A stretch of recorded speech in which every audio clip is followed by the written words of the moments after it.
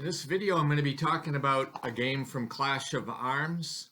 It is titled The Epic of the Peloponnesian War.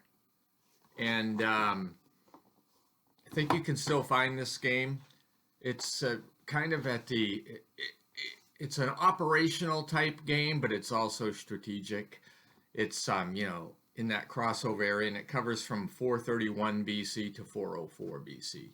So there's, pretty close to 30 years in there.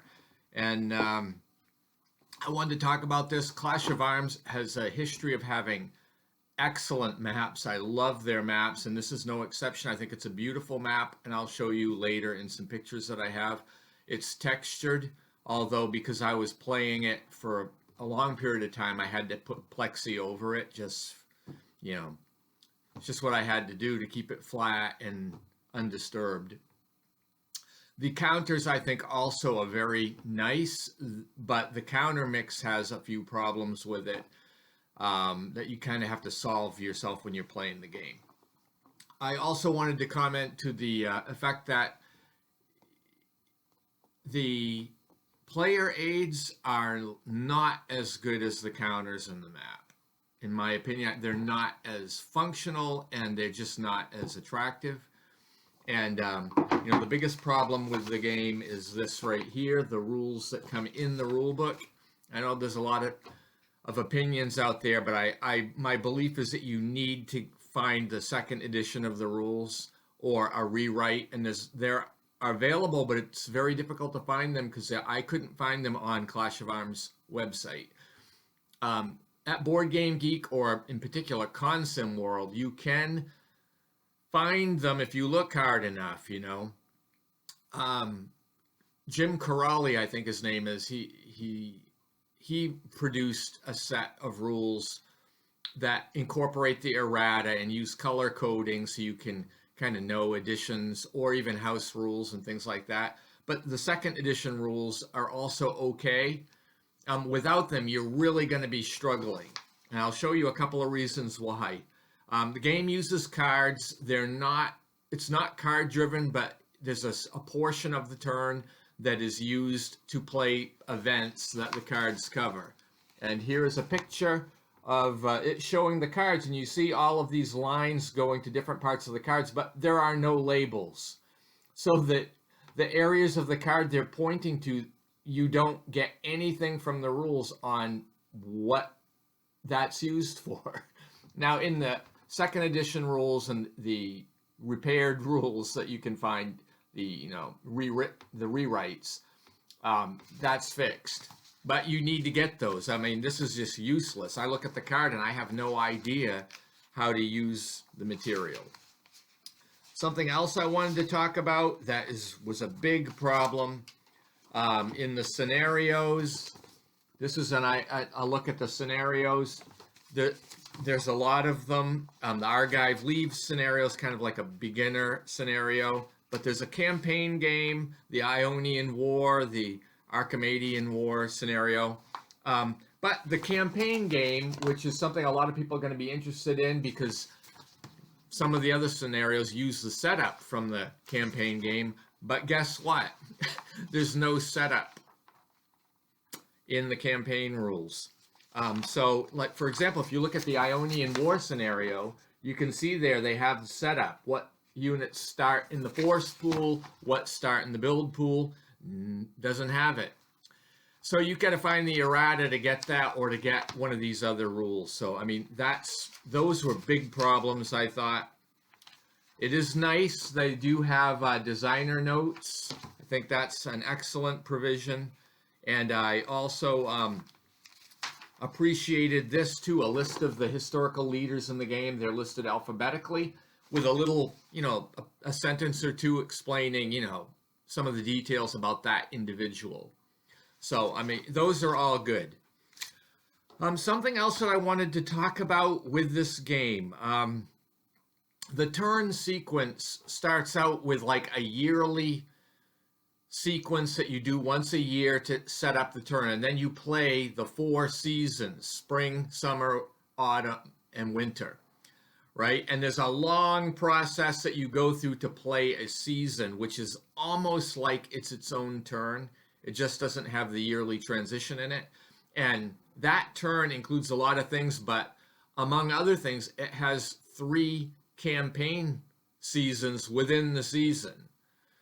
So when you do this out, if you were playing the campaign and trying to play, um, the 28 years of this war, I mean, you're dealing with 120 turns, 108 turns, something like that. And it's takes a long time to complete a turn. It's just, I mean, that just didn't work for me. The operational level, that you have a strategic type of game, but it runs operationally a little bit. So for me to play these, I mean, I decided to house rule it. I mean, I made my own rules on this. For one thing, I got rid of the seasons, and I basically just played yearly turns, and I went through basically one seasonal function. Because, I mean, if you did each season with 3 campaigns turns in each season, I mean, you'd be having 12, like possible battles every year. I mean, it was just way too much. And the same thing, there's 120 cards, and a lot of them are duplicated, but I mean, it is a lot to try to incorporate that. So, I thinned that out. Someone else had suggested that before, and I want to keep the historical cards in there and some of the randomizers. But I cut this game way down when I played it. So, if you watch some of my replays, you realize I'm doing this for the story and for my own enjoyment. I'm not going to be playing the game with the rules as written, because I just did not want to approach it that way. But I do think the game has enough in it that I really liked it. And I especially like it with my own personal tweaks to it. But, I'm not going to be able to share everything that I did, because some things I just do on the fly, if they make sense to me. So anyway, that's what I wanted to say about this. I'll show you a little bit about what the game looks like with some photographs that I took of the map. So what you're looking at here is this beautiful map and counters that come with Epic of the Peloponnesian War. And so here we're in the year 431. This is right when this thing's breaking out. And you can see in Athens, you have Pericles, and then you've got Phormio nearby in the next city over. I forgot which city that is. And when you look at the ratings on there, Pericles is 00, which means he really doesn't modify combat in any way. But because he's a leader, he can stack with multiple units, and they can all move together with the leader. And that's the main function of the leader. Otherwise, in this game, units cannot stack when they move unless they're in like a city or a fort, and then they can stack, but they can't really do anything else. So you do need the leaders for that. Now you see Phormio, he's got a 0 land battle rating, but he has a 1 for sea battle. And as we know, Athens had an excellent navy. They really outmanned Sparta in that area. And Phormio, basically with that 1, if he get into a naval battle, he is going to shift the odds column 1 because of that rating. So that's quite powerful. Also, you see in Thebes, you've got a leader up there, and some of the units have moved into Plataea, because Plataea, even it was favorable to the Spartans that had a revolt. And so the revolt has basically been resolved at this stage. And that's pretty much what you see happening in the picture here. This next picture is showing the northern map. And it's the province of Chalcidice. And you'll notice there are a couple of revolt markers there. One of them is in a medium city port called Torone, and the other one is in Pot, Potidea. I guess that's how you might pronounce it.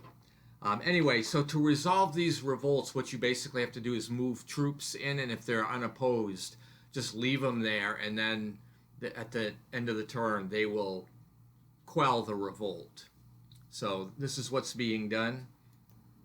This next picture shows Attica again, and what has happened is I had Archimedes, who was, I believe, is the Spartan king. He came up from Sparta all the way through, Corinth and through this Corinthian peninsula, and I had him do the historical thing where he went in and raided, Attica. So basically, Pericles is following his historical strategy of just being defensive, let them raid and burn, we'll just hole up in the cities. Of course, that didn't work well when the plague broke out, but that's kind of what I did. And so this raiding, what it ends up doing is taking away from the support level of the province. So you can see next to Athens is a number 7 there, which is how many units can be supported. So if you have more units than that on the map, you have to pay for them, out of the treasury. So anyway, this is me following the historical strategy because I really am not sure how I want to approach this game. In this last picture, I have Nicostratus. He's a naval commander. Pretty much he was left alone by the Spartans, but he went in and raided Iconia. I think it's Iconia or Laconia, or the other. I forget which one. But anyway, doing the same thing basically that the Spartans are doing in Attica. They're countering by using their superior naval and going in and raiding the Spartan areas. So that's pretty much what happened on turn 1. This is in 431 BC. So thanks for watching, and I hope you have a great day.